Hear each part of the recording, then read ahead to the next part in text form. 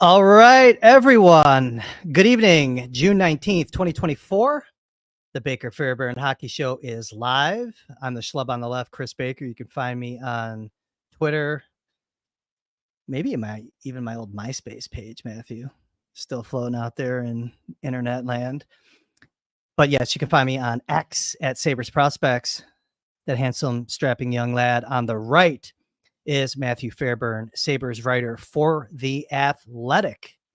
People are going to start to trickle in on this very busy day in the NHL. Some activity to talk about, not really directly impacting the Sabres, but I don't know if there's a downstream effect from that. We can kind of dabble on that topic if we elect to.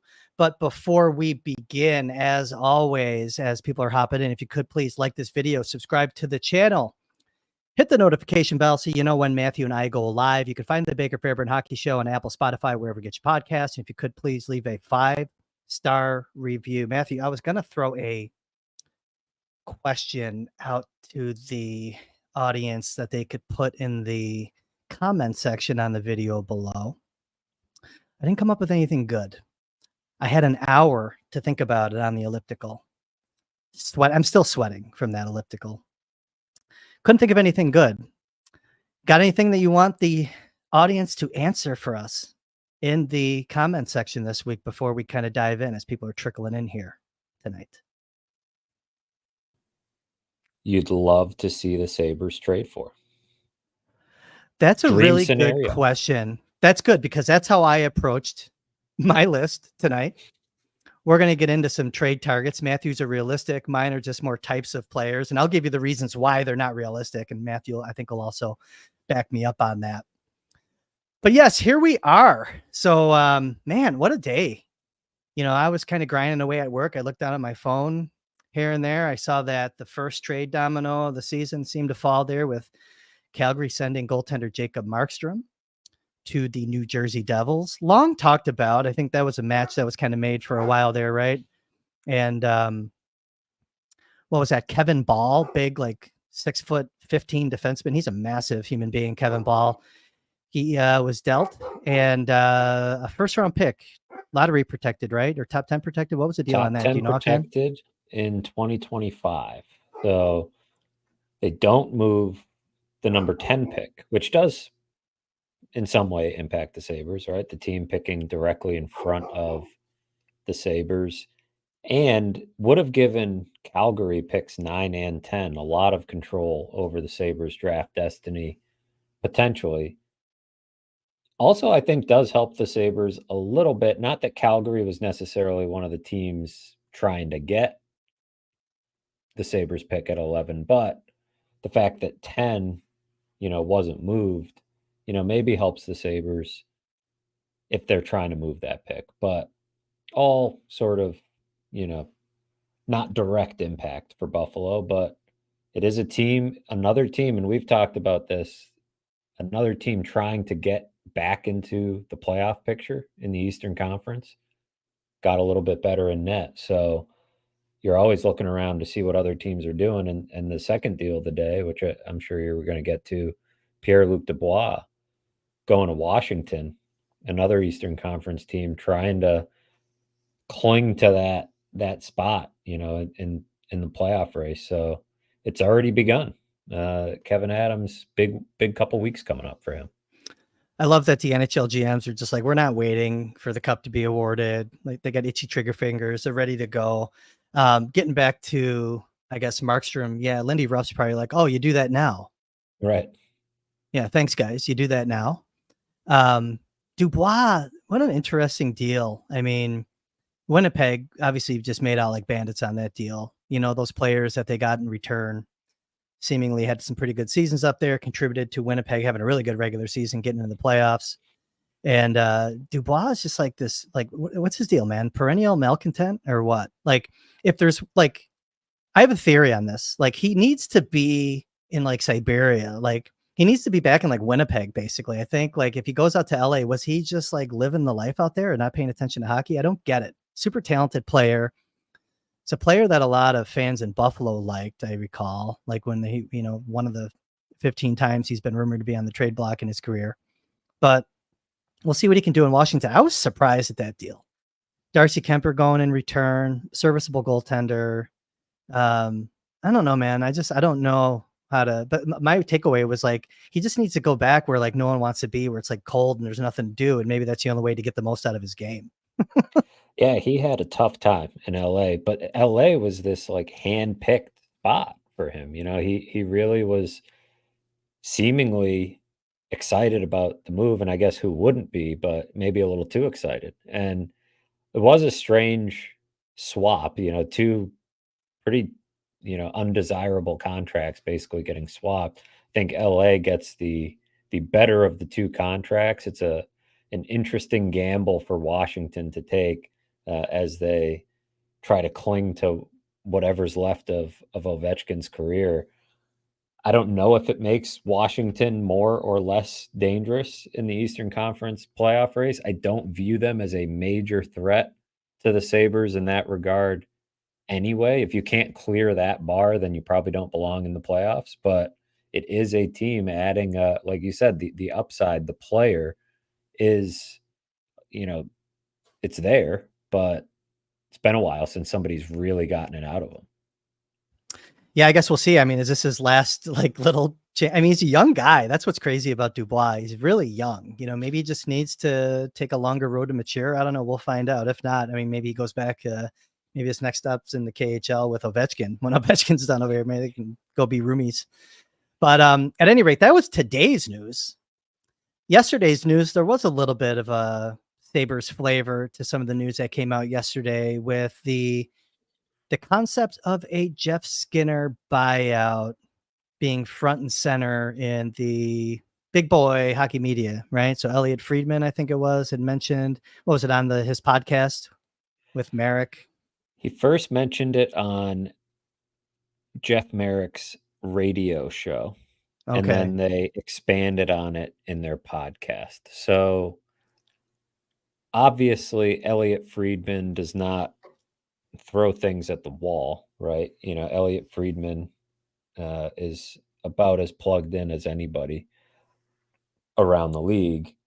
And the phrasing was such that it is, definitely a possibility. It's a possibility that people in the league are talking about, and that, he was even a little stronger on the 32 Thoughts podcast he did the next morning, talking about, he's not saying it'll 100% happen. Things can change, but, he seemed to be leaning in that direction. He did add, and I think this is an important wrinkle to, how this information gets out there for people who are interested in the insider baseball of it all. He said the Sabres have been quiet on it, and the agent, Don Meehan of Newport Sports, I believe, right? Newport guy, they've both been quiet.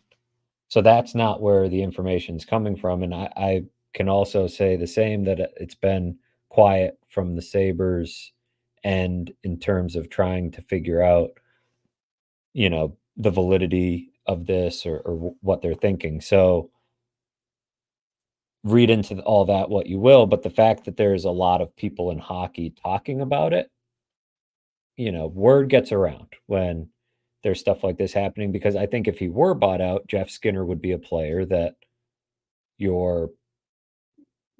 would be of interest at a certain number, right? He can still score goals, and it's really the $9 million cap hit that is probably his worst attribute. That's what makes him not attractive. It's what makes him a hard guy to trade.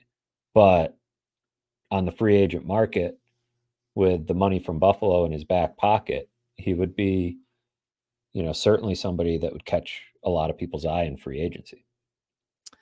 Yeah, I think so. And so what's going on here?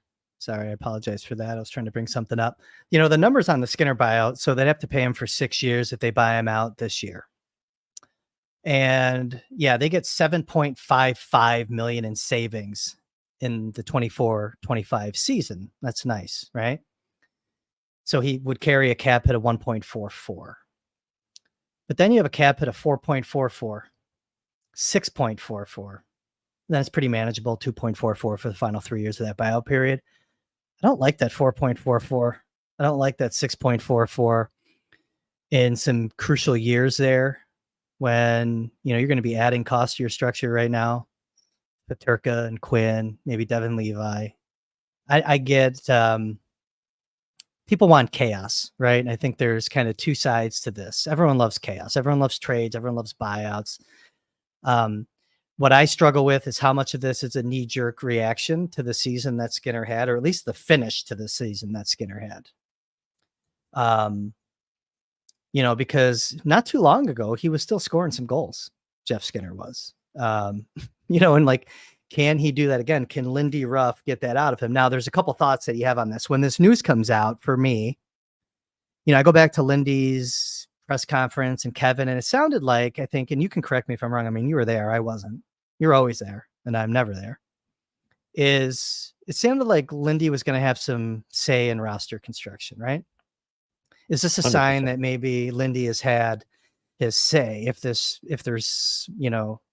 fire to the smoke or whatever, however you want to put it? We were talking for a few minutes before we hit that live button finally. And by the way, we were only 4 minutes late tonight, so I don't want to hear any shit. We are pretty much on time.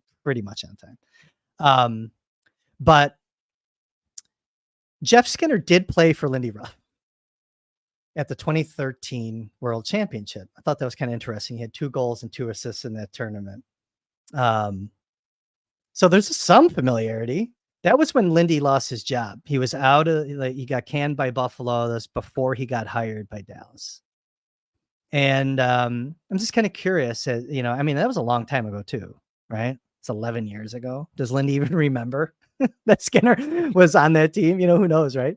But I thought that was kind of interesting. So at least there's some kind of familiarity, you would think, with the player, besides just watching him from afar over the past decade or so. The other thought, I did a little quick hit with WGRZ yesterday with Lindsay Moppert, just talk about the draft and some other stuff. And she sprung the Skinner thing on me, and I was kind of non-committal, just kind of how I've been with you. Just wanted to do a little bit more of the math and kind of get familiar with how these next couple of contracts for some of the players, Benson, might as well throw him in there too. Who knows what kind of seasons he's going to have, this year, next, and you're going to have to, how much money is he going to command on the line? And, but also it's with that. It's not just who you have to pay. It's what other contracts come off the books, the whole thing. I just need to get my arms around that a little better.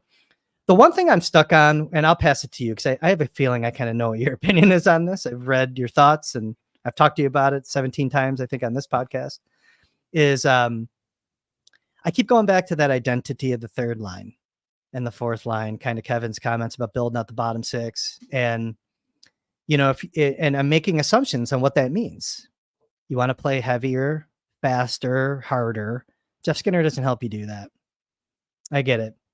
And I'm talking about the hockey reasons, not the $9 million, which might be, is that the worst contract in hockey right now?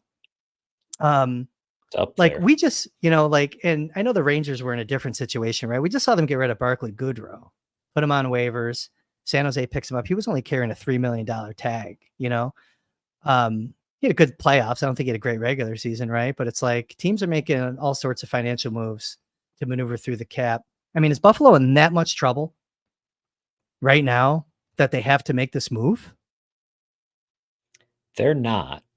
But as we talked about last week, the $23 million number that's attached to the Sabres at the moment is not the real number that they're going to be working off of, I think, when it comes to making outside additions because of UPL's contract, because of, Henry Okiharu and what they decide to do there and what they decide to do with Peyton Krebs and some of the other internal housekeeping they have to do. But so that puts you in a spot where maybe you do want a little bit of the extra money as soon as you can get it. There's a few different things here. One, I don't think that a lot of people will say just wait until next summer and do it, right? If you compare those two side by side, the buyout this year versus the buyout next year, I don't think it's dramatically better next year. It's better, but not. So you have if you buy him out right now, you have 7.5 in savings this season, roughly 4.5 next season, 2.5 after that, and then it's technically a 2.5 net loss for the 3 years after because he would have been off your books. If you do it next summer, you get 5 million in savings in 25-26, 3 million in 26-27, and then a net loss of 2 million for the 2 years after that. So it's not as long. You know, he comes off the books 1 year sooner, but you pay another year of $9 million on your cap for a player that we don't know where he fits exactly because he got moved off the first line playing with Alex Tuck and Tage Thompson, and he had 1 assist and 0 goals in his final 13 games. He was invisible. And if he's not putting up points, he's really not useful in a lot of other ways. He's not good defensively. And when you talk about the identity of the bottom six, abrasive, I believe, is a word that Kevin Adams has used. You know, they talk about edge, physicality. None of that is Jeff Skinner. Is he a quote unquote pest sometimes? In his own way, but he's not difficult to play against like that, I don't think. So is he a natural fit there? Could you get use out of him if you didn't want to buy him out? Sure. The one thing we talked about, I think a lot of times this gets, you know, framed as will Terry Pagula be willing to spend the money? But when you and I were talking Well, off air, he actually pays less if he buys him out, right? Because you only pay 2/3 of the remaining salary. So, well, that's my point, I guess. So is how much of this move is motivated by not wanting him to pay 10 million in real dollars this coming season? It's very short, like it's a short-sighted move, I think, financially, because of the cap and everything else. Like, this team's not going to spend to the cap. Okay. And I mean, come probably on. not. Probably And not, but it would be so. let's look at the bigger picture, Matthew. Like, they haven't been selling tickets, probably not a lot of revenue coming in. And you have this They've guy been that you don't pushing want to pay hard, though, 10 million to. You know, they've been pushing hard, but I mean, how much is it that how much of this is that, I guess, is what I'm saying. And I get the hockey point. That's why I kind of brought it up to kind of before passing it over to you, is I get it from the hockey perspective. There's 2 ways to look at him on the third line, though. Like, he'd be one component of a third line. He scored 35 goals 2 seasons ago. It's not a bad guy. I mean, he's had 24 last year. It's not horrible. I know what you're saying. How he finished. I think that last taste that you have in your mouth, the lasting, it didn't feel good. Didn't taste good. Didn't taste right. I get it. I get it. I'm just trying to really see the bigger picture here. I just don't like that.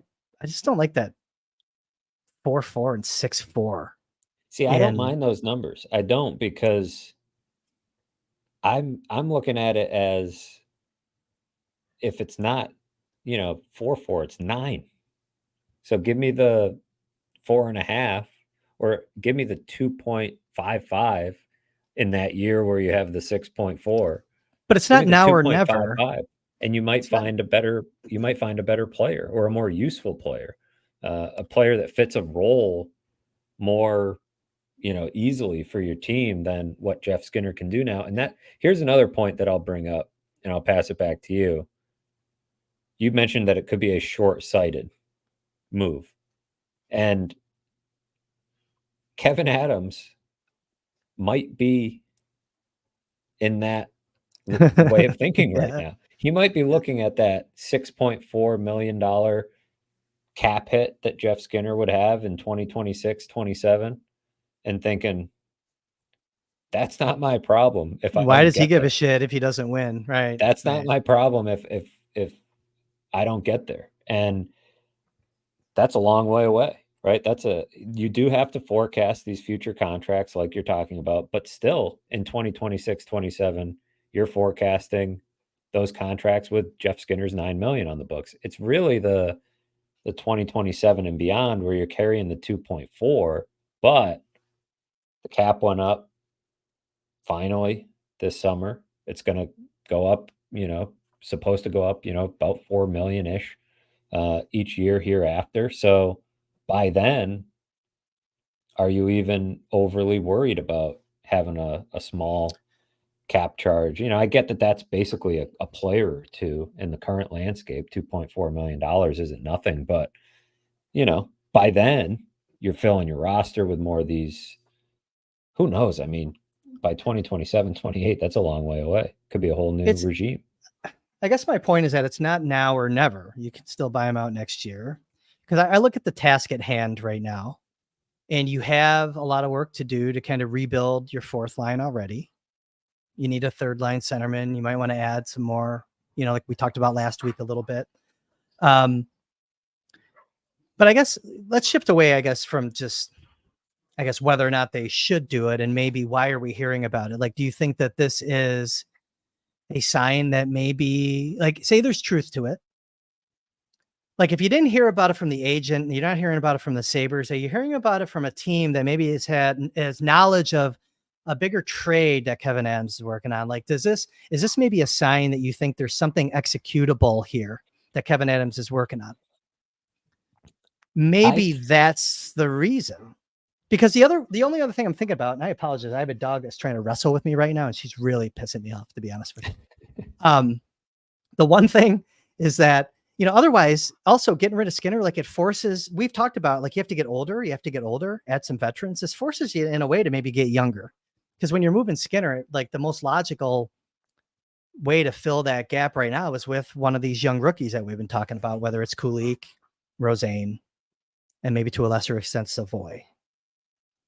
And is that the right move? Like, does it make it easier to just hand a young player a job that hasn't earned it? Or are they really prepared to remake, like, what, 6 roster spots? That's what's interesting to me is he's in the situation they're in right now, as we pointed out last week, as we were going through unrestricted free agents, and we'll get into some trade targets here tonight. But when we were sketching out the roster, it's like, well, you could have 4 open forward spots, right? If you're trying to figure out, what this depth chart looks like, that's a lot of business to handle. Even if it is bottom 6 guys that you're trying to fill out, do they desperately need another roster spot? Probably not. But do they maybe need that role opened up for one of these younger players? Like, I don't know. Could Yuri Kulich give you more than Jeff Skinner in an all-around game next season? Probably not. But do you want to find a way to get Kulich into the lineup? I do think, to your point, it is a sign that I don't know if it's a sign that a trade is imminent or coming. I don't have any knowledge of that, but I think it's an indication that they're serious about changing the makeup of this team. And even the fact that it's being talked about, that it's being considered. Of course, you'd consider everything if you're a general manager, but that it's getting out there, that it's getting around, however it is getting around, tells me that maybe, there are a lot of lines out there for Kevyn Adams to try to do some things, whether it's free agents or trades. This would open up a lot of flexibility this year in particular, if they wanted to add, some big contracts. And maybe they would want to add, some of these guys that we'll talk about tonight. A big part of what had me, as more of a yellow light than a green light on some of them was, well, they're going to want another contract. And what's that contract going to look like? And how does that fit in? And, we talked off air about Patrick Laine, and it's like, you can't have Patrick Laine and Jeff Skinner. That just doesn't, you can't pay $17 million to those 2 players. But, No. you just can't have 2 of them. Same goes for, like, Travis Konechny. He's probably going to want a big deal, right? Well, maybe you can find a way to fit that into your core if you didn't have this $9 million for the next few years.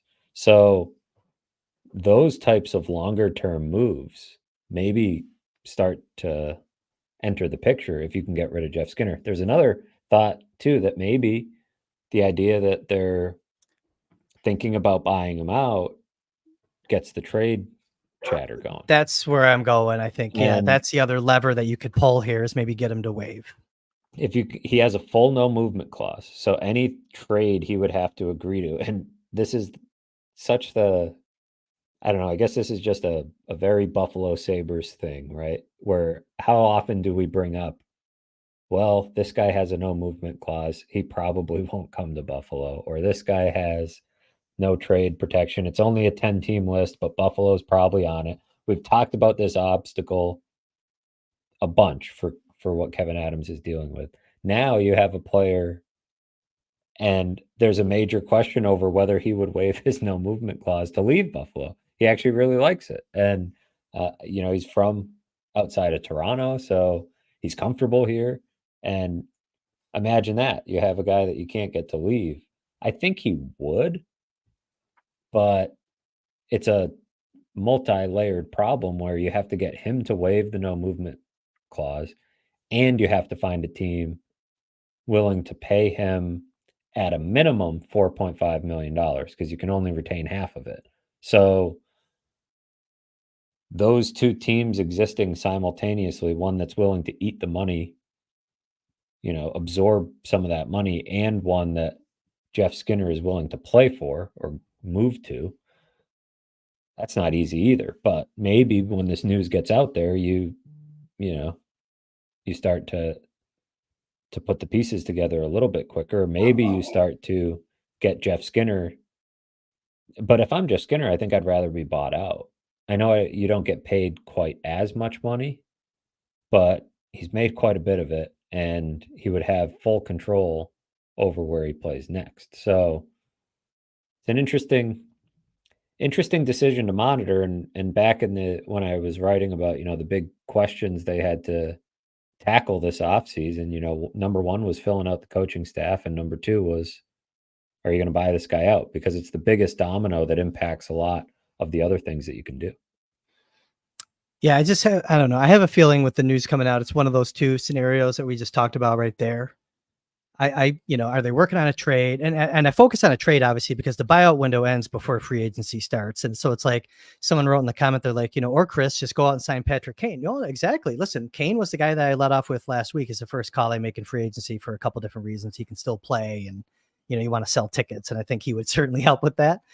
But I highly doubt that they know what free agents are going to be able to get deals done with at this point. I'm sure they don't know. So they might have that's an why idea. That's why I focused on the trade. They might have an idea of which ones they won't be able to get a deal done. Right. You have enough conversations with agents, you have enough relationships that you should be able to not just wake up on July 1st and say, gee, I hope Patrick Kane will consider it this time around. Let's see. I know that tampering rules are in place and all this, but there's too many conversations that happen with too many agents and too many teams for them to not have any idea. Hockey is way too small. Well, so I think it's more likely to know who's not going to take your call exactly than it is to know who you're going to be when you're the Buffalo Sabres, who you're going to be able to lure in. Especially to knowing at what price, right? Because things could get crazy as you get closer to it and on the day of.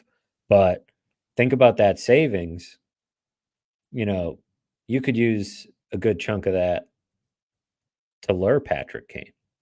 And then you still have all the extra money to fill out your third and fourth lines, maybe go get a defenseman. All of a sudden, you have a lot more.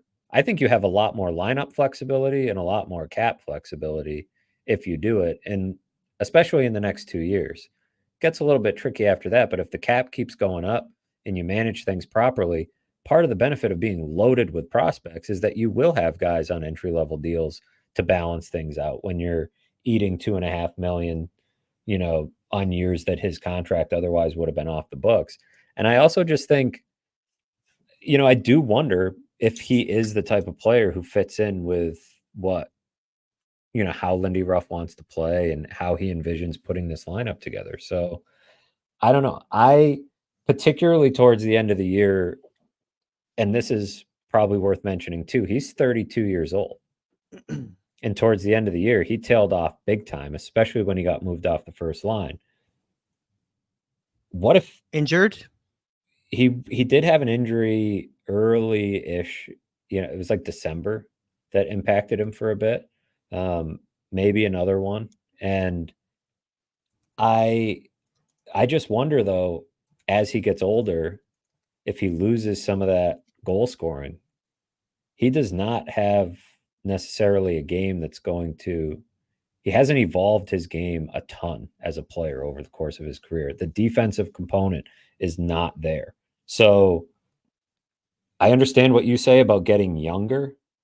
I don't view Jeff Skinner as like an instrumental leader in the room. He is a guy that people like, and he is somebody that is, has a positive attitude and helps, younger guys, but he hasn't been there. Mm-hmm. Right. And he doesn't do the things on the ice that you want a quote unquote leader to do. So I don't necessarily, just the hockey part of it makes sense to me I don't know. It's funny. The Kevin Adams was out at One Bills Drive last week. Right. And what did Brandon Bean talk about, all spring after he traded Stephon Diggs? Just the, wanting to eat it sooner rather than later, and get the flexibility down the road and all this. It's the mechanisms are different in the NHL than in the NFL in terms of getting out from contracts, but they're eating a massive dead cap hit because they viewed it to an extent as addition by subtraction. Is Jeff Skinner addition by subtraction for the Sabres? I think you could make a case he is. Lindy Ruff's just dealt with Max Affinagana for all those years, trying to tell me he couldn't deal with Jeff Skinner for one. I think he could deal with him. I don't think it would be a problem. And I think we've talked about where he could fit on the third line and maybe score some goals for you. But he was on the third line and did not do it. So who's he playing with? And are you really is that an indictment on Peyton Krebs? Probably. It probably is an indictment on both of them, frankly, because the idea was Peyton Krebs needs to play with more talented scorers. In comes Jeff Skinner, and neither one of them really did much with the opportunity. So I just don't. You can deal with it. You absolutely can. I think my big thing is that it's just not that much more beneficial to wait until next year. From a financial perspective, you got one more year where you have to pay him if you buy him out now. But you also get this $7.5 million in savings right now at a time when Kevin Adams is on the hot seat. He's not in the jackpot yet, but if they don't make the playoffs this year, that could be it. And so and in a lot of circumstances, you would sit here and say, you shouldn't think that way, right? You got to think about the long term. You got to be prudent and all that. But you got the longest playoff drought in the history of the league, and you talk about business. It's just going to start to continue to erode the relationship between the team and the fan base. The business continues to hurt when you don't make the playoffs, when you don't win games. So it's all right to be a little short-sighted in a sense, I think, because you have to get it done at some point, right? I'm not married to the player. I've never been the biggest Jeff Skinner fan. Do I think that he is being a scapegoat by a lot of people for the Sabres having a bad season? Yeah, him and 7 other guys should be scapegoats. That's a big number, though. Look, I look at it just from, it's a tough contract, man. Tough contract to manage through. I see it both ways. I do. And someone on this podcast had to say, wait a minute, is it the right thing? Because I think you've had your mind made up since it's been a while. I think that you've been kind of thinking that this makes the most sense for the Sabres. We'll see where it goes. Because if they do buy him out, it creates more work for Kevin Adams and his team of assistant GMs. We didn't mention Jerry Fortin, by the way, is now an assistant general manager for the Buffalo Sabres. We didn't mention that last week. In the news and notes section of this podcast, there isn't one. But Yeah, I mean, his staff, the scouts, they're going to have to get to work on some trades. I think that's probably a good segue. I'm tired of talking about Skinner. I was tired of talking about Skinner in February. Definitely tired of talking about it now, but we had to. That's what we do here on the Baker Fairburn Hockey Show. It's probably the biggest Sabres story right now, besides the draft coming up. We'll get to that in a little bit. I don't know if it's hot take season or not, but there's definitely a player in the draft class that I think has just been over scrutinized and just has to stop. But you, Matthew Fairburn, I put together, I thought was a really smart piece at The Athletic. So for our audience that hasn't read Matthew's articles, season off-season roadmap part 2, this is where Matthew got into some pretty, I would say, you listed some unrealistic targets, but the others that you listed were pretty realistic. Now, in this article, I have it up here on one of my screens here. Did you put these in order of preference? How did you kind of lay this article out? And I liked your logic here. Some of the players are different. Then I just have a different player set in mind still, but I think I totally see where you're going with this all the way, and the guys that you chose. I sort of went with the biggest names first, and then moved on down to the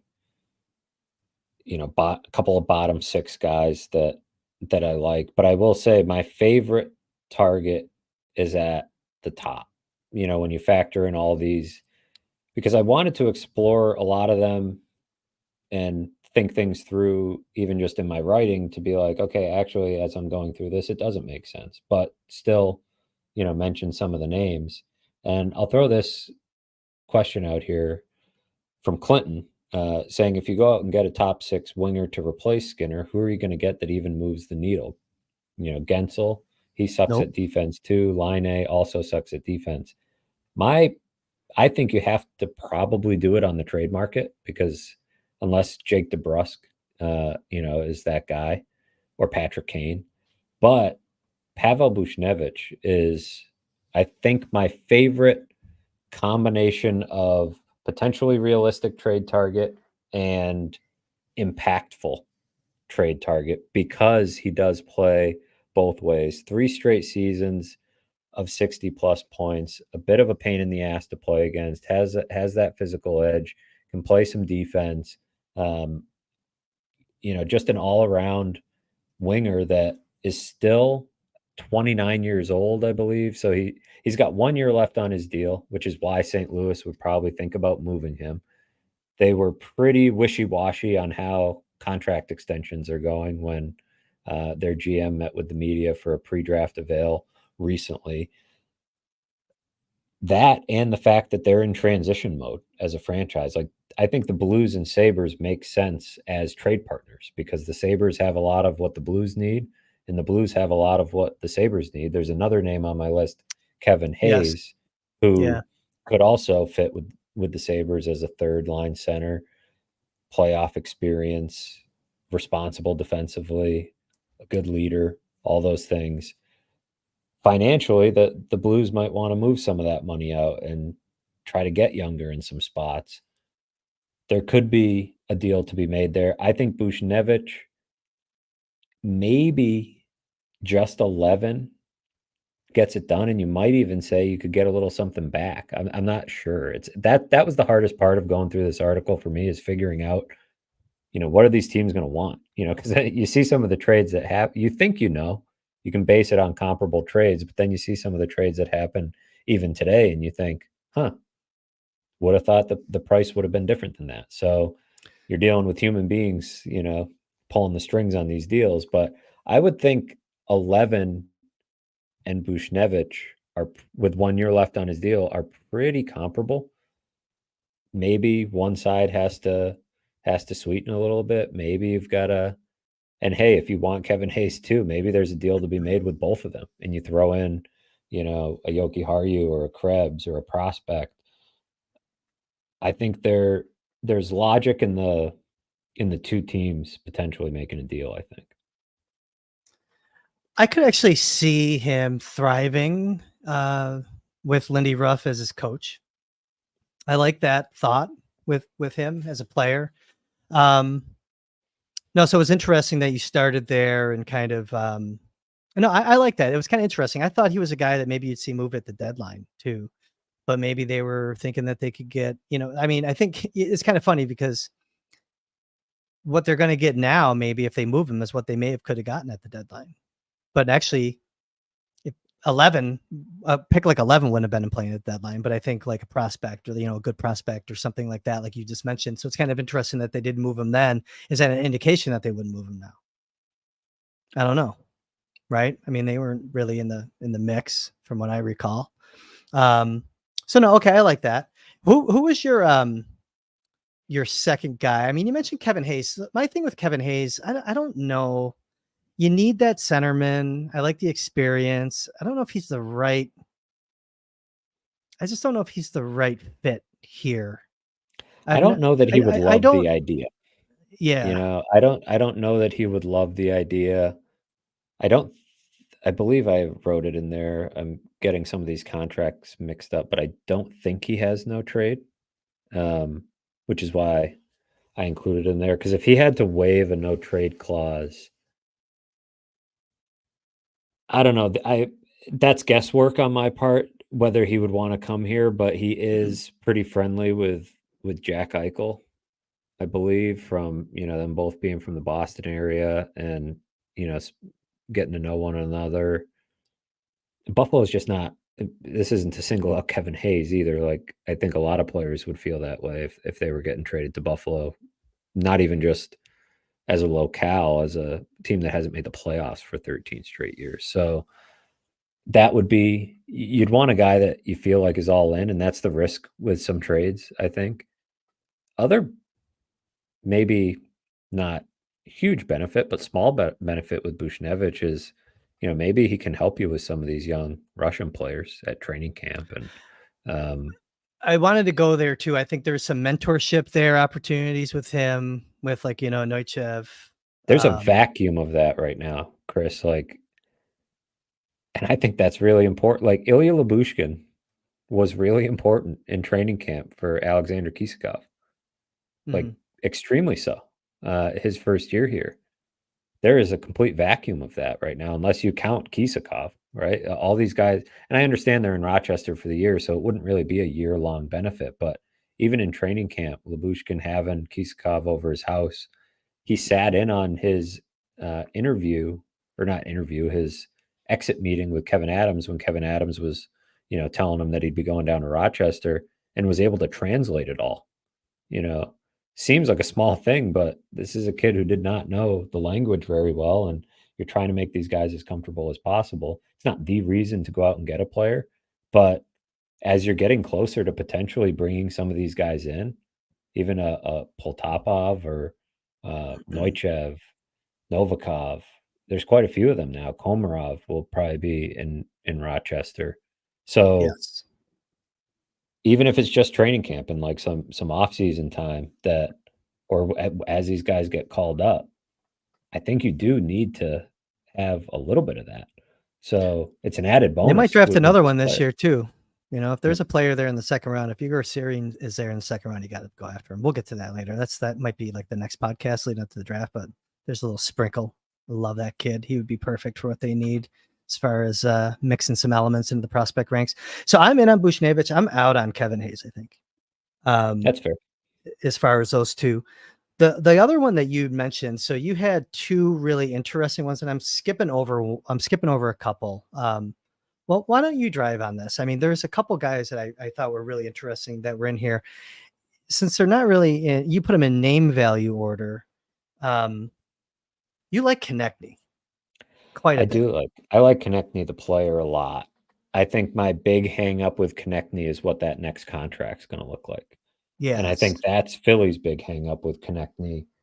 And I think the Flyers have like under $1 million in cap space or something right now. They're oddly right up against it. They have 800,000 in cap space, according to Flyers fans would like seemingly they're excited about the possibility of getting rid of Konechny in any deal. Yes. Like you see all the trade, any name that pops up, they're like Konechny plus whatever. It's always Konechny.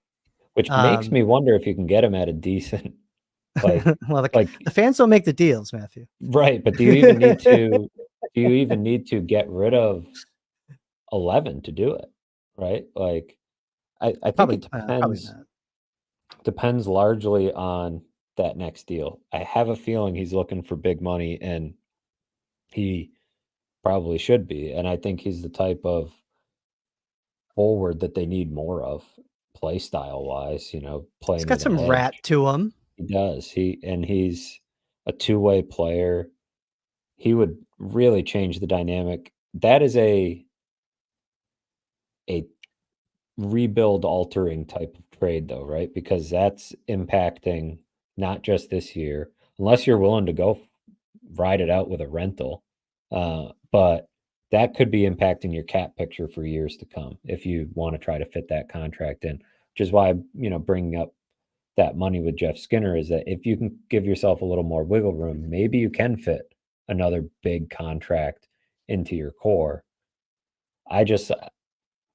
I don't know how big that number is going to be and how that would play, but I just think the leadership and the play style, along with the production, the offensive ability, I think he's a really good player. Would you rather sign Patrick Kane or make a trade for Travis Konechny on the trade? Let me use your currency that you put in the article. You put one in there, right? Yes.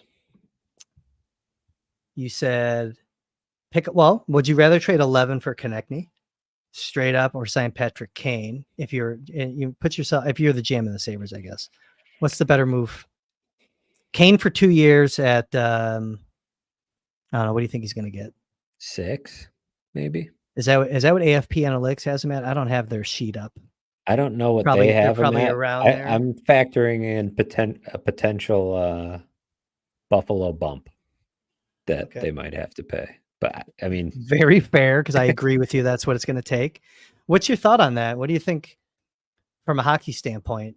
I'd rather have Travis Konechny in my lineup, but the other variables, the other variables make that an interesting question, because you don't have to give up pick 11 to get Patrick Kane. You don't have to deal with the contract extension and, potentially maybe not getting a deal done with Konechny or figuring out what that's going to cost. That's going to be a tricky one, but maybe it doesn't cost. All these things are kind of guesswork as far as what he's going to cost. But pure hockey standpoint, I want Konechny in my lineup just for age, play style, what you can do then with your lines. He solves a couple different problems for you in some ways. So, and you might look at, I know in an ideal world, Dylan Cousins is a top 6 center. I think he projects as that. I think his ceiling is such, and the contract would suggest that that's how they view him. But as the cap goes up, are we going to be talking about $7 million players as not an unreasonable number to pay your third line center?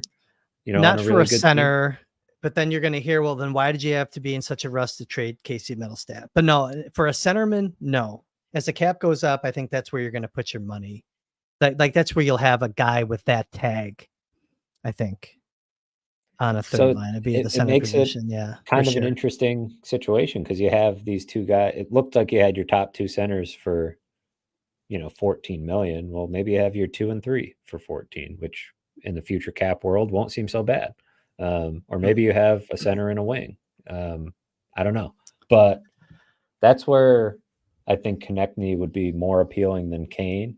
But Kane would be in some ways safer to protecting the sanctity of this rebuild isn't super important to me personally. I know Kevin Adams is attached to a lot of these picks that they've made and developed. And certainly I think there's a degree of patience that is warranted as they've drafted pretty well.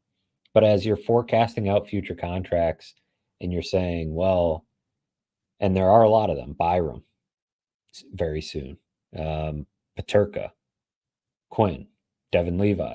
Well, do they all need major contracts? Can you play a little bit more hardball with some than the other and drag the process along? Whereas they seem to be in a rush with some of these other contracts, getting ahead of it, Owen Power in particular. So And if it means that a piece gets squeezed out down the road, that's a future problem, right? And you're not That's inevitable. That's inevitable with all these guys that they have. And pieces aren't going to get squeezed out for nothing, right? You're going to be able to make trades. And the other part of it is you have a deep pool of prospects to pull from if you need to, replace some of these guys at some point. So there's not that many players that have done so much that you say you can't to shake things up. It's not like this thing has worked to this point. So I don't know how I got on that tangent, but no, it's a good tangent. Long it's answer relevant. is that Konechny, I guess, is my short answer. The reason I asked that question about, Kane versus Konechny is I think that, you're not going to maybe go and to Danny Briere until you kind of know if you're going to get a DeBrusque or if you're going to get a Kane or someone like that. I just don't know if you're, you know what I mean? Like, I don't think you're going to ever have both. There's not a scenario where both of those guys are in your lineup. I just don't see it. I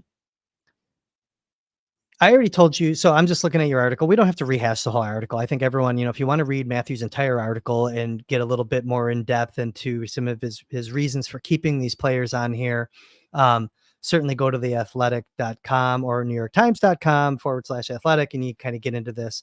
It's his Sabres offseason trade targets column that he put together earlier this week. I want to say it was earlier this week, right?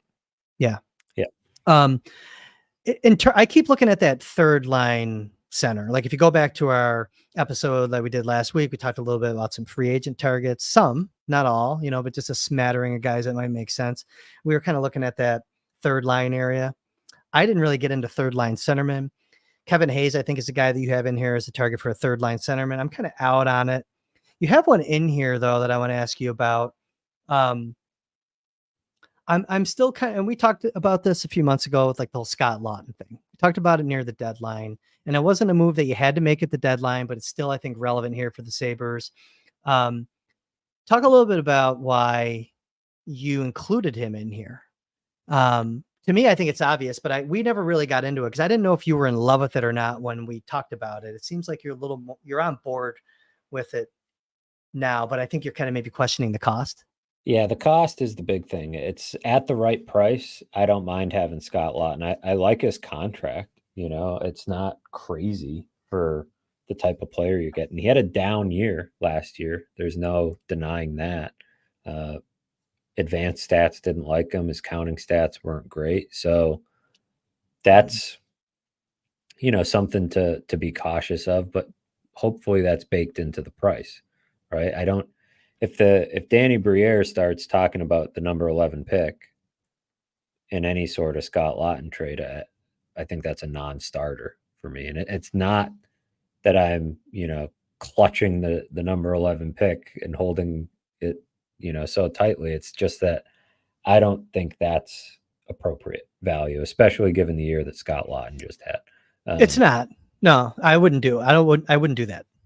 But if you can add that player for a little something else, I mean, again, we're talking about the same traits we've been talking about for months, the tenacity, ability to play a two-way game, leadership.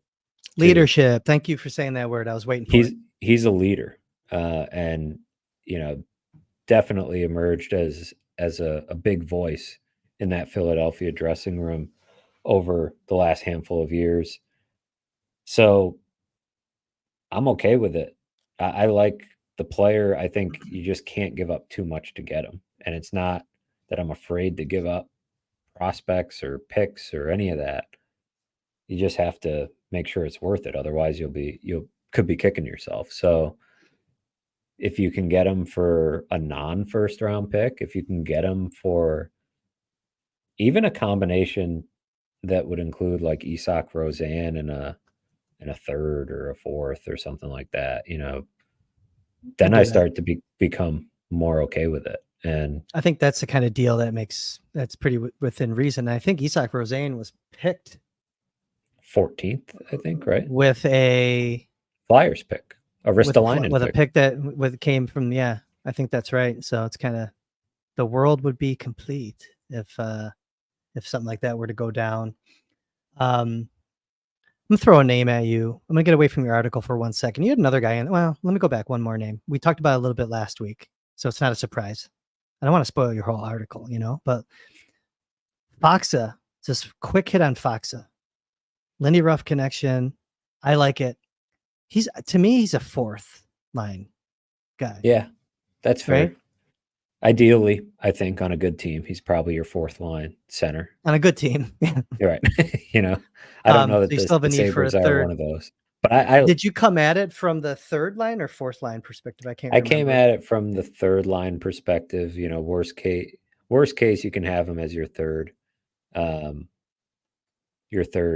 line center. I think with his faceoffs, his defensive ability, his experience, I think you can do okay with that. If you're looking for some of that identity, ideally you probably have him on your fourth line, but he can do so much. He's got a reasonable cap. He doesn't have a ton of offensive pop at this stage, but he's played in the playoffs, played for Lindy Ruff early in his career, really enjoyed it, liked playing for Lindy. So it's a reasonable target. I know our associate GM in the chat, Brian Cummings, brought his name up last week, and he's definitely been a name that's been on my radar as I looked for Lindy Ruff connections, right? Not every player that played for Lindy Ruff is going to make sense, but I think that one fits a need that they have. And, he could potentially be available as the Stars, they're trying to make room for younger players. They made a deal today as well. Ty Dellandrea. Yeah, got traded to San Jose. For like a middle round pick. So they're trying to make room for some younger players, and maybe that's a way that they can do it. So I like your guys. I think yours are very realistic. I've always, and some of the names that I just threw up, they're not even really names. Like, guys, just keep in mind, this is about the type of player that I want to pursue. It's not about the realistic chance that the Sabres would have, but I would still see if they're available. Okay. So I'm just going to we can kind of do this more in a speed round, Matthew, because we're already coming up on an hour. And I think we want to kind of get into the chat and maybe some other things. I mean, we have a little more time to talk about the draft too. It doesn't have to be today. One of the big guys on my list that I just love, you and I have talked about this offline. I don't know if we ever mentioned him on here. And if we did, it was probably before the deadline and it was more of just a throwaway comment, but high character, high compete player. I think the Calgary Flames might be open for business. You had one player on your Athletic article. I'm going in a different direction before this player's 10-team no trade list kicks in when the league year starts pretty soon. Miami of Ohio product. That matters, I think. We just saw a scout get hired, I think, because of that connection. 3 years left at $4.9 million. That's Blake Coleman. Is he available? I would love Blake Coleman in a Buffalo Sabres uniform. I think the fans would appreciate his style of play. I think he can inject a lot of some of those things that we've talked about, those boxes that need to be checked for what some elements they need to add to this lineup. Is it realistic? I don't know. Probably not. Am I calling him? Yeah, yesterday. Just to see what's up. Can you get him? He turns $4.9 million. 4.9, 3 turns years. 33 in November. 3, yeah. So he's in that Okposo zone, right? How old's Kyle? Kyle's like 33, 35. Is he really? Okposo? Yeah, he's like, he might be 36 now. Really? He's definitely 35. He would be one of your elder statesmen. 88th birthday. Okay. But Coleman, I love the player, and I just remember, I've always liked him. But even going back some of those Battle of Alberta games this year, there was one guy out there that was consistently taking runs at McDavid. It was Blake Coleman. I just love that. I just love that. That's not the only reason I like him, but it's one of those standout things in my brain. Would you be in on that? I think you would be. 100%. I can't figure out Calgary in the sense that they keep saying stuff about wanting to stay competitive, but they seem to be slowly selling off pieces, and so how much do they want to keep the veteran group together that they have? I put Mangiapane on my trade list. I didn't know if you wanted to mention it because, like I said, I didn't know if you wanted me to mention all the guys that you had written about, but maybe it's been out there long enough now. Yeah, people can still read it and click on it and argue about stuff in the comments. But we got $1 a month sale going right now, I think, too. I actually know the sale this time. But I Blake didn't Coleman, even ask you because I felt bad putting you on the spot, and it's like, dude never knows, so I'm not going to ask him anymore.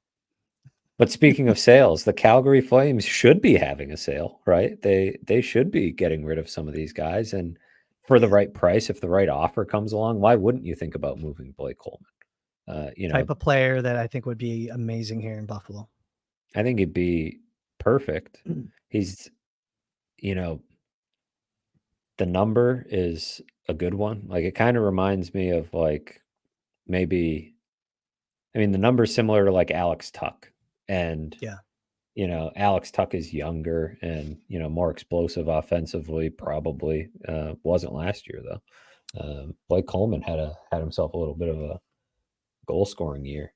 But I think what's nice 30. about a Coleman compared to maybe some of these other guys, as you try to slot them in, I like him up and down the lineup and his ability to kind of play with anybody and fit different roles. That's what I like about Alex Tuck too, is that if you got good enough that Alex Tuck was in a few years had to play on your third line, that's fine. That's good, I would say. Not every player, that's part of this Skinner conversation we're having, right? Like, he doesn't really project well as he moves down the lineup and ages into his career. Whereas I feel like Coleman, he's the type of guy that you can play with really talented players on your top line, even if you wanted to, or you could slide him down into your middle six. And I think he would make any line he was on, he would make those guys better. That's the type of guy I think you want your young players looking at to see how to play the game. One guy, as I started looking in third line centerman, one guy I started looking at, but I can't really formally say, yes, this would be a guy on my list because I think he's got a no trade. He's got a 22 team no trade clause. Is that right? 22 team. Oh, he has a 22 team trade list. It's more of a question. I like to do this sometimes as a way to get myself out of having my name officially attached to this player.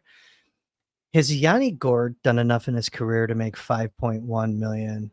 That's what he makes next year in the last year of his contract. I love him as a player. I think he'd be a great third line centerman in Buffalo. Little anecdote. Buffalo is actually very close to signing him as a free agent out of the Quebec League before he opted to go with the Tampa organization. They're very close. Missed opportunity there. I was surprised when I started looking at him a little bit more that he's making 5.1. That's his cap hit. That's also his base salary in the final year of his contract. What do you think of that number for that player? It's a little rich, but that might also make him available, right? And that's part of why you're 1 year left. Yeah. Right. That's part of why some guys end up on these lists, and the Sabres can't really afford to wait until the deadline or in season to figure out oh, this team's going to sell, so now we can go get this guy. You might be in that position. You very well might be if you're a contending team, but you need help now. You need to get to work on this roster now. So that's an interesting player who I do think would be, you probably feel better about paying your third line center 5 than, we were just talking about in the future, maybe paying him 7, right? And yeah, so you can afford it. No problem. And then maybe the next contract isn't 5, right? Because he is 32. He's 32 now, I think. So maybe you can get him at a more reasonable number. If he was open to coming here many years ago, he might not be totally sour on the idea. So 22 team trade list. Yanni Gourde, by the way, or Yanni Gourde, he has the same birthday as me. I was I was turning 16 when he was birthed. Maybe that's part of the reason why I like him as a player. People are like, whoa, that's hard hitting hockey coverage right there. Did you complete your thought on Gourde? I did. I like him. Yeah. Do I love him? I think he fits at the number. I wanted to talk about him because of the fit. Experience also. We talk about that, been there, done that, right? Two other names that I just wanted to put on here. By the way, we won't talk about Trent Frederick. I just always put him on here because I just love him as a player. It'd be amazing. It'd be amazing. Boston's not getting rid of him, guys. I just wanted to follow up on last week. We talked a little bit about, I brought up Dylan DeMello as a possible UFA. Pick up the phone, call him, see if you can get him. He's probably, I was looking at AFP's numbers. They have him at like 3 years or something like that for 5.1. A player, I think, in the same salary range, and I didn't write down his salary range, but there's a Lindy Ruff connection there. Do you think that the Devils would part with right-handed defenseman John Marino? Marino played a lot with Kevin Ball last year. Yeah, I don't have it up in front of me. It's very close into that DeMello range. But if you were if you were looking for right-handed help, I don't know, is it confirmed that they are? I don't know. I'm trying to scramble and bring it up at the same time. I think that's a move that the Devils would make. Like I was mentioning, played a lot with Kevin Ball last year. He makes 4.4. He has an 8-team no trade list. Marino does. Here's the thing. So 4.4 is his cap number. He makes 6.15 next year. It's the richest year. Kind of what we were talking about in terms of Bagula Bucks. So that might preclude him from the discussion right there. I'm not saying that the Sabres don't want to pay guys dollars. I'm just saying I think they're a little challenged right now, maybe like coughing up some money for certain guys. Especially like when you have all these other defensemen, like a John Marino would be a luxury. I'm sure they don't want to pay him 6.15. Again, player I'd be interested in though if he became available and the right deal came along. Yeah, I'm having trouble pinning down exactly what the blue line will look like. I'm having a lot of trouble with it because do they need some right-handed help? Probably. But what's the one move that everybody wants to bring up is, move out Yoki Haru in some of these trades. So do you allow Yoki Haru some time to develop into that, can he be that type of, shut down-ish type of defenseman if he continues to develop and get stronger? And I know he's 25. He's not, but defensemen sometimes mature into that, type of player. And I've seen some signs of it. Like, are you better off keeping him at a reasonable number? He's right-handed. He's played with a lot of different guys. Or do you add and keep him, or do you get rid of him and then add? Kind of a tricky puzzle to put together. Henry Yoki Haru hired a new agent, I believe, also. That doesn't sound like a guy ready to sign his QO. No, I agree. He's with CAA now, and I think that's going to make things interesting. I would probably move him out and backfill that with DeMello, Marino. I don't know. It depends, I guess, on the number on Matt Roy. Matt Roy. Yeah. Who else played for Lindy, by the way, at that 2013 World Championship was Brendan Dillon. Again, it's a world. It's come on. We're not connecting a dot here. I'm just saying, hey, you never know. Kind of knows the player. You never know what type of relationship guys struck up, right? Good or bad. Spending a few weeks together at those tournaments. But I think Lindy does at least have a little bit more cachet, like within Hockey Canada and within NHL circles, to at least pique the interest of some of these veteran free agents. One other name, again, pie in the sky thought, the type of player, I can't hammer that home enough, is Minnesota's cap enough of a shit show where they would part with a player that they just signed to a 3-year, $12 million extension last October in Ryan Herman? I know we were talking before the show and you thought, oh, they're not trading him, but I'm like, Minnesota's cap situation is not good. And the fact that they signed him to an extension, Bill Guerin has signed a lot of guys to an extension. They've been handing out a lot of extensions in Minnesota, and they've been in cap trouble all the while. That's a tricky team to figure out, frankly, as far as how they're putting it all together. But would they be willing to get some of that money off the books? I don't know. He is a guy kind of like a Coleman, right? That can play up and down your lineup. He's not fun to play against. Come to me. Let's go. He's good in the room. Just like a fun guy to be around from everything I've read from our Minnesota guys. So he would be great. And I think Minnesota should be open for business. I think Minnesota almost has to be in their situation if they want to change the makeup of their team in some way. If the right deal came along, I think they'd probably look at it. I think it'd be very hard for them to part with him, but he's got a good number. And but man, yeah, and he's another one too. He has a no move that kicks in 2025-26. So I don't know. We'll see. We won't talk about Cirelli. I love Cirelli, but pie in the sky there. Those are my guys. Again, I was just looking at outside of the box. I came at it from just a different angle, more of a fantasy land approach. But it's, it's June. I was bored. Thought we'd do something different. You had the realistic ones covered. I'd come at it with a little more, maybe a different look. You know who we didn't bring up? And like you said, I shouldn't, I guess, spoil every name on the list, but Nick Ehlers. Nick Ehlers, yeah, that's good. I think we named every guy that you had now. Right now, I think we have, but he's interesting to me too. Not the best playoff performer, I think, is the big knock on him. But good news for him, I guess, is that just getting there would be enough for the Sabres and their fans this season. Pretty reasonable number that you can fit in. I think he's at $6 million, final year of his deal again. When I was talking to our Winnipeg Jets writer, Marat, about this, he thought that maybe 11 was like too rich a price, or maybe 11 is just right. Or, I mean, Krebs played some junior out in Winnipeg. Maybe Krebs in a different pick could get that done. Is there an extension to be had? He's fast. When Lindy Ruff does like, he wants to be a up-tempo team. He showed that, I think, in New Jersey.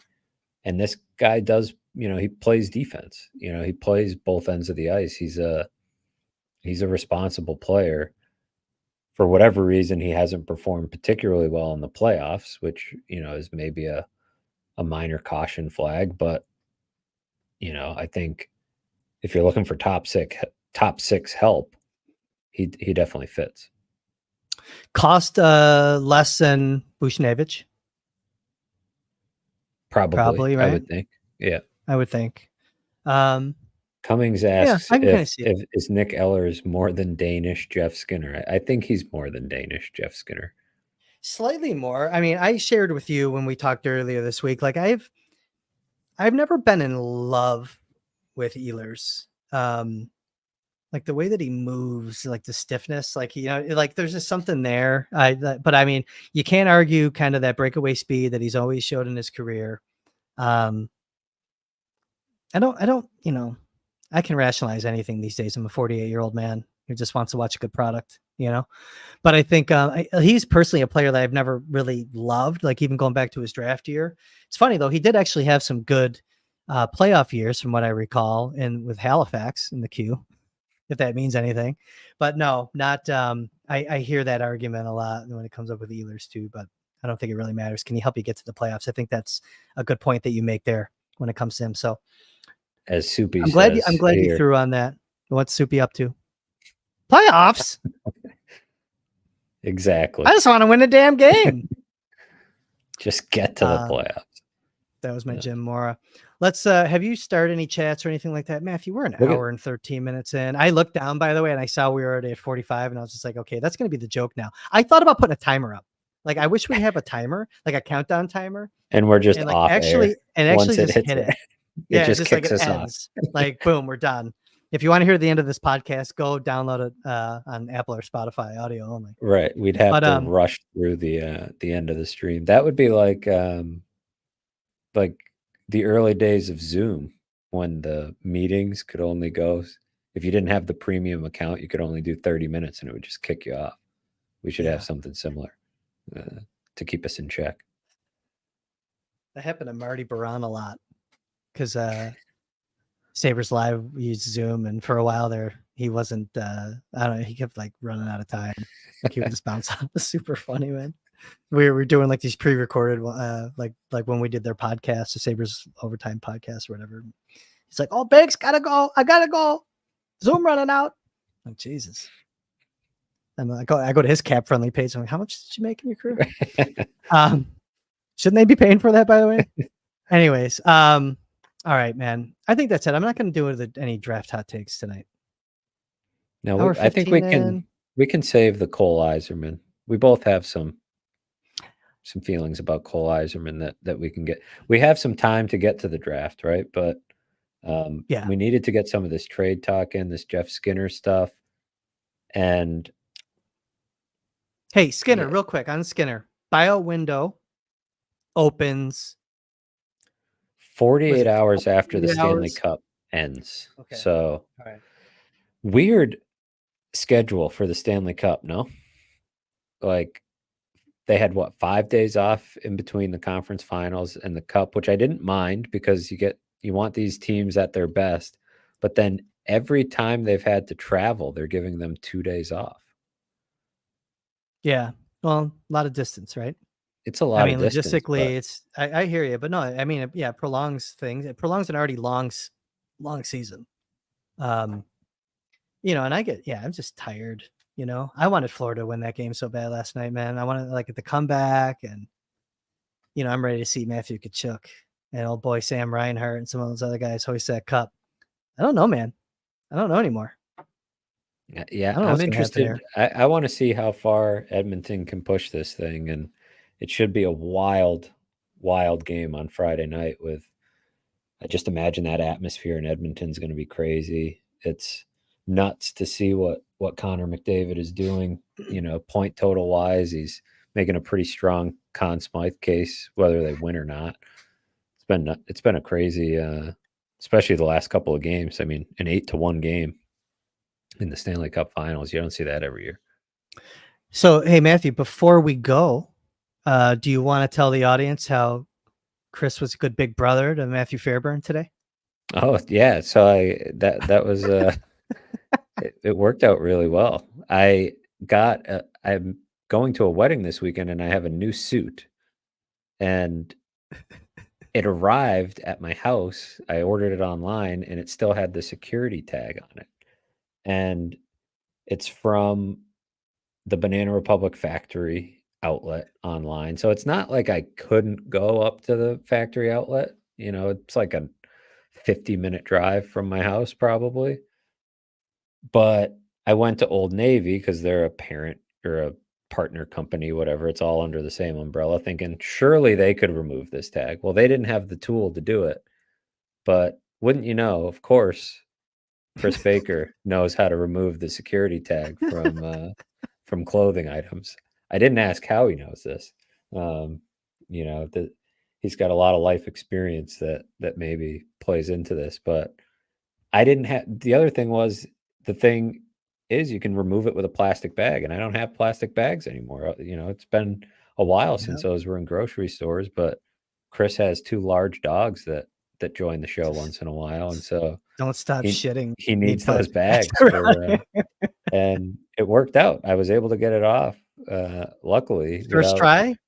First try, did it pop and it started to because it moves up a little bit when you do that. It almost didn't click. It clicked enough that I was able to slide. It was just on the bottom of the pant leg, so I was able to slide it without damaging.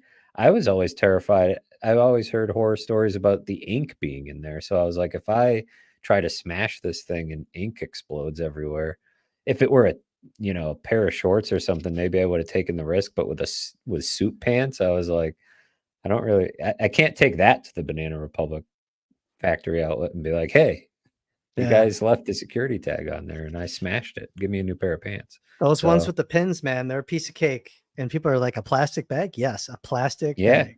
You wrap it around enough. You have to keep doing it over and over. And then eventually patience pays off. And now I'm in the clear. I don't have to drive up to Niagara Falls.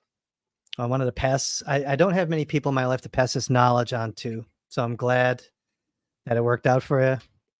Never a doubt. Never a doubt. Said, Matthew, come get a bag. I got a bag for you. Got the text like an hour later. Boom. Yeah. So I was happy at the result. On that note, now Clinton that says, we let the world know that I'm good at picking locks and removing security tags. Clinton's got a new name for you along those lines here that I threw up on the screen. Shady Bakes. No, the reality is that the same thing happened to me from Banana Republic a couple years ago. Banana Republic will not be sponsoring this show after hearing us. Or they owe us. Or they owe us. That's one way to look at it. Two ways to look at it. All right, Matthew, one last time, if you want to do your plugs, if you have anything coming up, your latest article, I think was on Jeff Skinner, right? Yeah, I wrote about Jeff Skinner this morning, wrote about some trade targets, have some other fun features in the works, and I'm going to put together everything. I've sort of been going through piece by piece on the off season, and I'm going to put together what would a dream off season look like within reason, and like put together the depth chart. So that'll be coming in the next couple of days, and people can find it all at theathletic.com/Sabres. And I think it's $1 a month for 12 months right now. Some sort of summer sale celebrating summer, I guess. And maybe the NHL draft is only crazy. It's what, 9 days away. Yeah, that's pretty wild. Yeah, and if that Athletic deal is not $1 a month, it will be from here on in, since Matthew just said it is. He will Venmo you the difference for anyone that signs up for one of his articles. If it's not $1 a month, I'm pretty sure it is. So, and yeah, so hey, thanks for being available tonight. You have some stuff going on tomorrow night. I have some stuff going on tomorrow night. I have some stuff going on Friday night. Who wants to do this on a Friday night anyways? And then when are you bouncing out? We'll talk offline. You're going to Vegas for the draft. I fly to Vegas on Wednesday early evening next week. So yeah, we'll have to ramp it up for draft week, and give the people some.